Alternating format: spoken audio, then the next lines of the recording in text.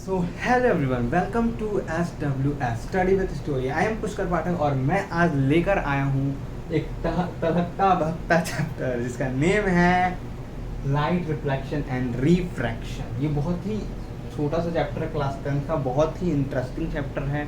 एक बेस आपका तैयार करेगा क्लास 12 के चैप्टर्स के लिए, रे ऑप्टिक्स के लिए, जो क्लास 12 के अंदर आपको पढ़ने को मिलता है, उसके लिए बहुत ही अच्छा बेस तैयार करने वाला है ये चैप्टर।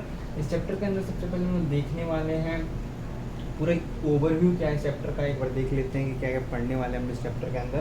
तो इस चैप्टर के अंदर आपको सबसे पहले तो आपको लाइट के बारे में जानना है कि लाइट क्या होता है। दूसरा आपको जानना है कि रिफ्लेक्शन क्या होता है, रिफ्लेक्शंस के टाइप्स क्या होते हैं, कैसे कैसे रिफ्लेक्शंस होते हैं, कैसे कैसे मिरर हम लोग मिरर्स को यूज़ करते हैं और उसके थ्रू रिफ्लेक्शन कराते हैं।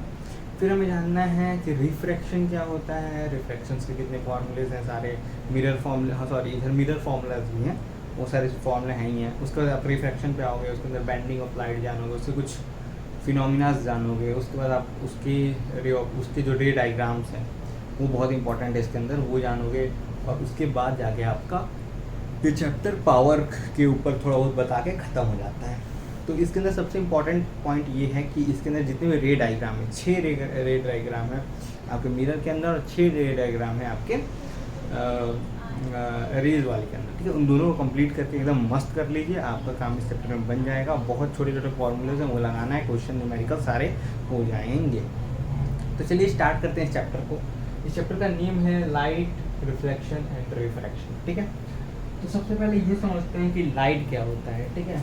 अब आपको मैं ये वीडियो शूट कर रहा हूँ, कुछ भी कर रहा हूँ, या कहीं आप पढ़ रहे होंगे बैठ के, जहाँ पढ़ रहे होंगे, जिस मोबाइल से आप देख रहे हैं उसके अंदर लाइट आ रही है, तभी आप देख पा रहे हो।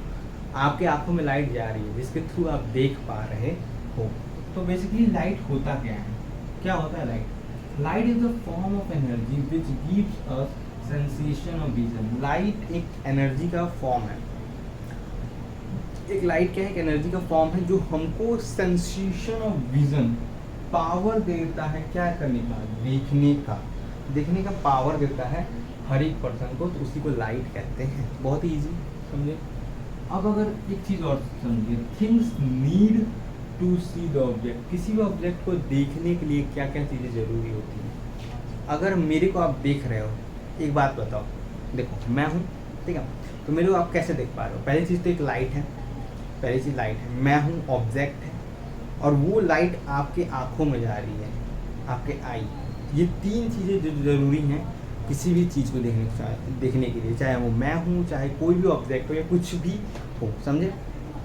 तो 3 चीज़ें, पहली तो हो गई आई, दूसरी हो गई ऑब्जेक्ट, और तीसरी हो गई लाइट। ये सारे हो गए आपके चीज़ें कि अगर किसी ऑब्जेक्ट को देखना है तो कैसे देख पाओगे। और कुछ जनरल चीज़ें भी जान लेते हैं लाइट के बारे में, कि जो लाइट जिस फॉर्म में चलता है, जिस रास्ते के थ्रू लाइट चलता है, उसको हम लोग क्या कहते हैं? तो जो रास्ता लाइट फॉलो करता है ड्यूरिंग द मोशन, उसको हम लोग रेक्टिलिनियर पाथ कहते हैं। रेक्टिलिनियर का मतलब क्या होता है? रेक्टिलिनियर मतलब कि सीधे चलते जाओ बिना किसी से पूछे उछे। ऐसे ही आपको लाइफ में चलना है, सीधे चलते जाइए बिना किसी से पूछे उछे, भाड़ में जाए सब। तो यही जो होता है सबसे शॉर्टकट वे होता है सीधे निकलने का। और इसी मोशन को हम लोग कहते हैं रेक्टिलिनियर मोशन। सीधे चलने वाले जिसका नेचर होता है सीधे चलने का, इसी को हम लोग कहते हैं रेक्टिलिनियर मोशन।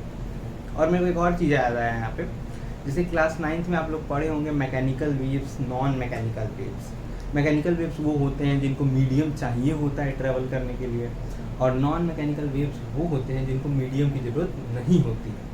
तो जब लाइट होता है ना, लाइट ये क्या है? लाइट क्या है? तो लाइट जो है आपका एक नॉन मैकेनिकल वेव है, नॉन मैकेनिकल, ठीक है, non mechanical wave. Non mechanical का मतलब क्या मैंने बताया? ऐसा फॉर्म ऑफ एनर्जी जिसको मीडियम नहीं चाहिए, वो वैक्यूम में भी चल सकता है। वैक्यूम का मतलब क्या होता है? जिसके अंदर मीडियम प्रेजेंट ना हो। तो ऐसा फॉर्म ऑफ एनर्जी जो वैक्यूम में भी चल सकता है, उसको हम लोग क्या कहते हैं? Non mechanical form of energy कहते हैं। अब बात करते हैं स्पीड ऑफ लाइट की। तो स्पीड कितनी होती है लाइट की? तो लाइट की जो स्पीड होती है वो होती है 3 × 10⁸ मीटर पर सेकेंड। 3 × 10⁸ मीटर पर सेकेंड के स्पीड से लाइट चलती है, ठीक है। याद रखना है, ठीक है, ये याद रखना है, ठीक है। आगे बढ़ते हैं। कुछ फिनोमिना लाइट दिखाती है, ठीक है, कुछ फिनोमिना लाइट दिखाती है।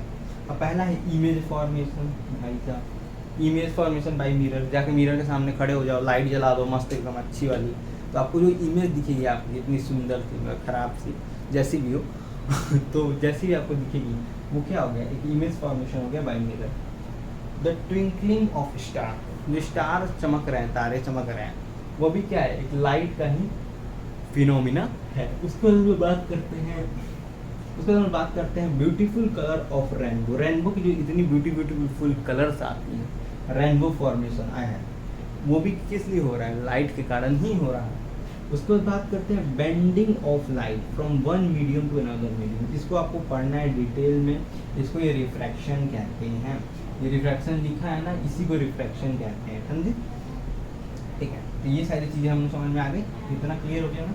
हाँ, अब आते हैं टाइप्स ऑफ सरफेस की बात करने, ठीक है। यहाँ पे 3 तरह के सरफेस होते हैं, देखो। एक होता है ओपैक सरफेस। ओपैक मतलब क्या है कि ऐसा सरफेस है ना आप इस पार देख सकते हो सरफेस के, ना उस तरफ से इस पार देख सकते हो, मतलब कि जिसके उस तरफ आप ना देख पाओ, उसको हम लोग क्या कहते हैं, ओपैक सरफेस कहते हैं। तो ऐसा सरफेस जिसके इस पार हम लोग ना देख पाए, इधर से अगर कोई बंदा देख रहा है अपनी आंखों से तो इस साइड ना देख पाए, तो उसको हम लोग क्या कहते हैं, उसको ओपैक सरफेस कहते हैं। ट्रांसपेरेंट सरफेस क्या होता है कि मैं इधर खड़ा हूँ, तुम उस खिड़की के उधर खड़ी हो और मैं इधर से तुमको देख पा रहा हूँ तो ये जो होता है उसको क्या कहते हैं हम लोग, ट्रांसपेरेंट सरफेस कहते हैं।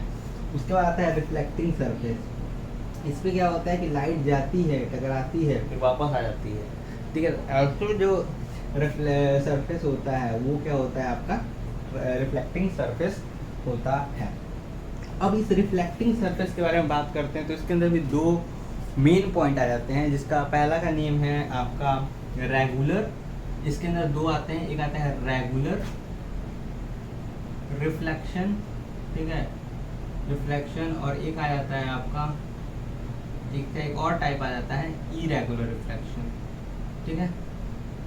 अब ये क्या होता है, रेगुलर रिफ्लेक्शन या इरेगुलर रिफ्लेक्शन क्या होता है, तो रेगुलर रिफ्लेक्शन होता है जिसके अंदर आपका जो सरफेस है ऐसा एकदम सॉफ्ट होता है, एकदम नॉर्मल होता है सरफेस, लाइट आई गिरी अच्छे से चली गई, लाइट आई गिरी अच्छे से चली गई, इसको क्या कहते हैं आपका, रेगुलर रिफ्लेक्शन। इरेगुलर रिफ्लेक्शन के अंदर क्या होता है कि उबड़ खाबड़ सरफेस होता है, रफ सरफेस होता है, लाइट आती है चली जाती है, लाइट आती है चली जाती है। तो इसके अंदर क्या है, रेगुलर सरफेस नहीं होता, इरेगुलर रिफ्लेक्शन होता है, इरेगुलर सरफेस होता है।